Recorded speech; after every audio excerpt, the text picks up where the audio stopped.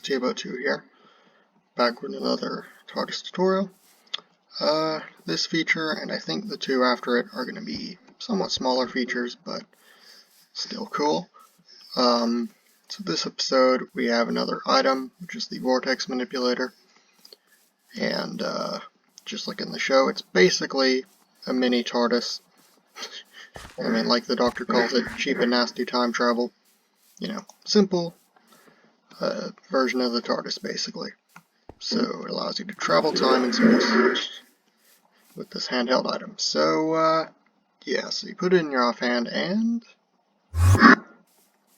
here we are at that kind of meadow from a while back, which it's taking a while to load in, but you get the point.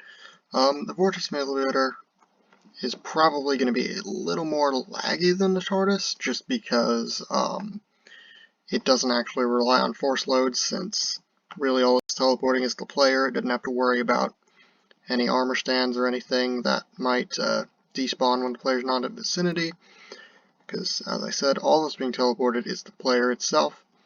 So you can teleport virtually anywhere in the world with this one, unlike the TARDIS, which requires you to make many more force loads. Just because this doesn't use many force loads, it's not gonna maybe be as smooth. But overall, it still is arguably a little more efficient, since it can go anywhere. And one other thing you'll notice, take note of the position of the sun, kind of heading towards sunset. And if we travel again, it will take us back to the spawn point. Those are the only two locations I actually have coded in at the moment, but just like with the TARDIS, you can add as many as you like. But if we look for the sun, where in the world is it? Oh, it's directly overhead pretty much, so it's almost noon, I think. Yeah, I can't tell what direction the sun's going in. The point is, we've also traveled slightly in time. Let's do this again, and again it just takes us right back here. Like I said, only two locations. And the sun, I believe it's moved a little. So we go again, and I mean, yeah, definitely moved. Yeah, just kind of proving that yes, indeed, this thing can time travel.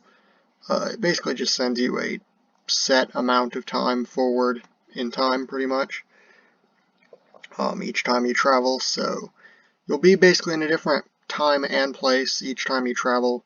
I'm just trying to get it back to daytime now. Okay, it's approximately sunrise. There we go. I don't know what time it is, but anyway. Point being, let's see how this works. So yeah, like I said, this is a somewhat simple feature. Only took me like a few minutes. So we head down here, yada yada yada. Okay. So the first thing is obviously just getting this leather named Vortex Manipulator. That's really easy. And then, so first, the typical thing, we detect if an entity has it in their offhand. So I will run through that just like this. So inventory ID, leather in slot negative 106B. That's the offhand slot with the display name Vortex Manipulator. Okay, so that part's pretty straightforward if you've seen all the previous videos.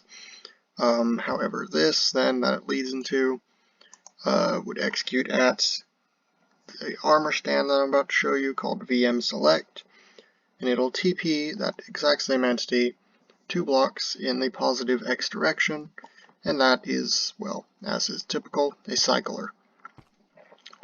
This is not needed. Okay.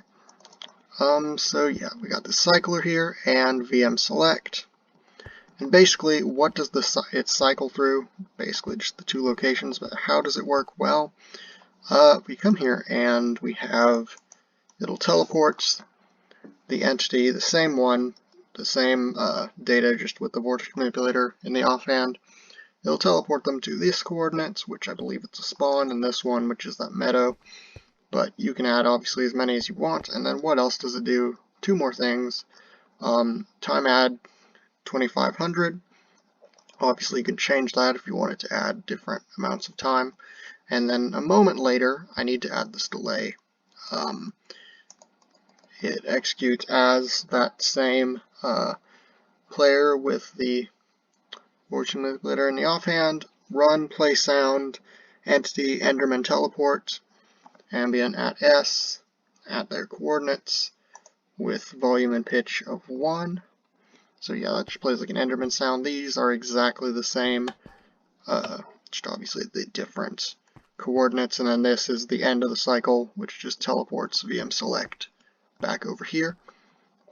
So yeah, typical cycler. You can add on to it and just need to move that end command block along. Very simple, so let's just demonstrate yet again. And see, did the Enderman sound. You might want to like not do it too fast, or else it either won't work or it just won't make the sound because of that repeater, which I did that because the repeater before the sound, because when I was testing, it would play the sound while the player was still at the original location, and then as they teleported, they would like not hear the sound.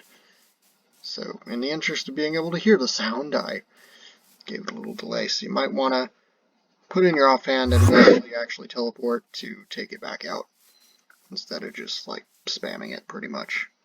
But yeah, I mean, the sound works well. Like I said, the lag's a little much, and the time travel's a cool little effect as well. So I'm going to get back to daytime at spawn real quick, just for OCD's sake. But yeah, that's really all there is to it. This is the Vortex Manipulator made in vanilla Minecraft. That is about all. Simple feature, like I said. Next couple are also fairly simple, but they are actually back to being related to the TARDIS itself. But yeah, that is all. I've been Tivo2.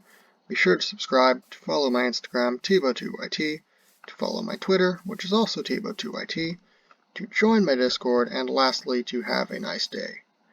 Goodbye.